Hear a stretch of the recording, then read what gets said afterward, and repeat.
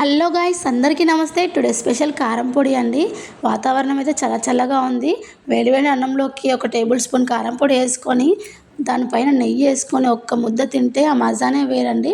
వర్షాకాలంలో అందరూ కంపల్సరిగా 2 బుక్కలు అయితే కారం పొడితో తినేయండి. ఎందుకంటే కాఫ్, కోల్డ్ అనేవి మన దరి చేరవు. ప్రాసెస్లోకి అయితే వెళ్దాం.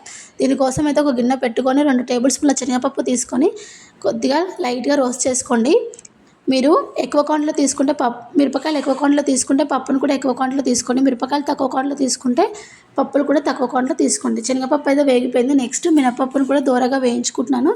ఈ విధంగా వేయించుకున్నాక మిక్సీ జార్లోకి టర్న్ చేసుకుందాం.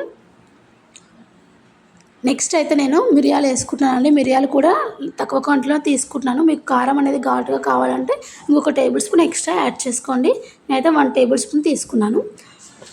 ఇదే టైంలో మీరు కరివేపాకు, మునగాకు, నువ్వులు, పల్లీలు అవి కూడా యాడ్ చేసుకోవచ్చండి. పల్లీలు యాడ్ చేసుకున్నానంటే ఒక 1 మంత్ తర్వాత మదం అయిపోతుంది. సో అందుకే పల్లీలను స్కిప్ చేసుకోండి. కావాలంటే నువ్వులు యాడ్ చేసుకోండి. ధనియాలు కూడా యాడ్ చేసుకోవచ్చు. జీలకర్ర అయితే వేగిపోయిందండి, పక్కకైతే తీసేసుకున్నాను. Next salt. కరివేపాకు, మునగాకు వేస్తే మాత్రం టేస్ట్ అయితే బాగుంటుందండి. ఇడ్లీలోకి కూడా తినేసేయచ్చు. చూడండి, సాల్ట్ కూడా పక్కకు తీసుకొని నెక్స్ట్ మెయిన్ ఇంగ్రీడియంట్ మిరపకాయలండి. మిరపకాయలని ఫస్టే రోస్ట్ చేసుకోవాలి. నేను ఘాటు వస్తుందేమో అనేసి లాస్ట్కి వేసుకున్నాను. మిరపకాయలు వేయించుకునేటప్పుడు ఎప్పుడైనా గుర్తుంచుకోవాల్సిన విషయం ఏంటంటే మిరపకాయలని మధ్యలోకి చుంచి రోస్ట్ చేసుకోవాలి. ఎందుకంటే మనం డైరెక్ట్గా వేయించుకున్నాం అనుకోండి, విత్తులు అనేవి వేగవు, పైన మాడిపోతుంది, లోపల గింజలు అనేవి ఆ విధంగానే ఉండిపోతాయి. సో ఎప్పుడైనా మనం మిరపకాయలని చుంచి వేయించుకోవాలి. ఈ విధంగా వేయించుకొని మిక్సీ జార్లోకి టర్న్ చేసుకోండి. ఎక్కువ మాడనివ్వకుండా మామూలుగా వేయించుకొని సరిపోతుంది. ఇప్పుడు నెక్స్ట్ 1 కప్పు వెల్లుల్లి రెబ్బలు తీసుకుంటున్నానండి.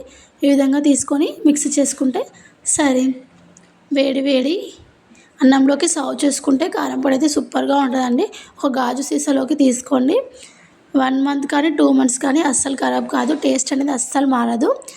చాలా అంటే చాలా బాగుంటుంది. Thank you for watching. Please subscribe to my channel.